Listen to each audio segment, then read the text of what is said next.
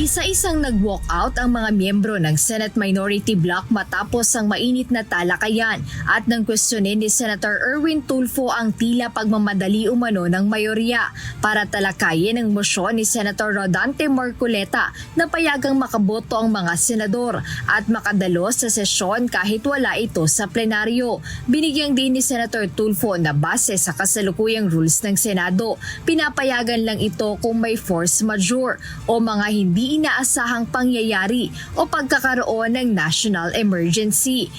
Mariing kinokondena ng minorya ang pagnanais ng kapwa nila senador na mabilisang pagbago sa mga panuntunan ng institusyon.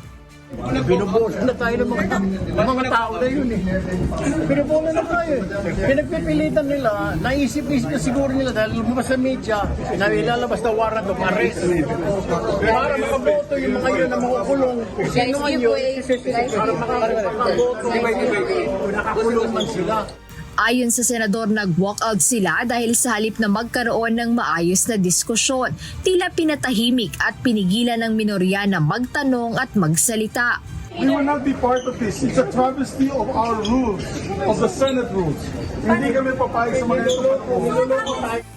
Tinawag din nila itong tyranny of the majority o ang paggamit ng mayorya sa kanilang dami para puwersahin ng desisyon nang walang maayos na debate. Pinagdiinan ng minorya na hindi dumaan sa tamang proseso ang mosyon na pagbago sa patakaran. Kasi mali yung gagawin nilang pagboto eh. Mali batay sa mga rules, mali yung proseso. Wala pang ang debate sa substance. Bakit po sa tingin niyo sila gagawin sa proseso? Gusto nilang mangyari ngayon yun? And hindi nga tayo umabot sa pag-discuss, debate sa substantive kasi hindi nila sinusunod yung sariling rules. Teleconference, ginagawa lang yan kung may pandemya. Wala Yes. pandemya ngayon. Walang national natin emergency. babaguhin? Walang force majeure. Sir, baka ituloy nila. Pwede po ba nila Wala ituloy? silang quorum, subukan nila. Kasunod ng pag-alis ng minority bloc sa plenaryo, hindi na nagtagal pa at nag-adjourn na rin ang sesyon na magpapatuloy sa Lunes, June 1.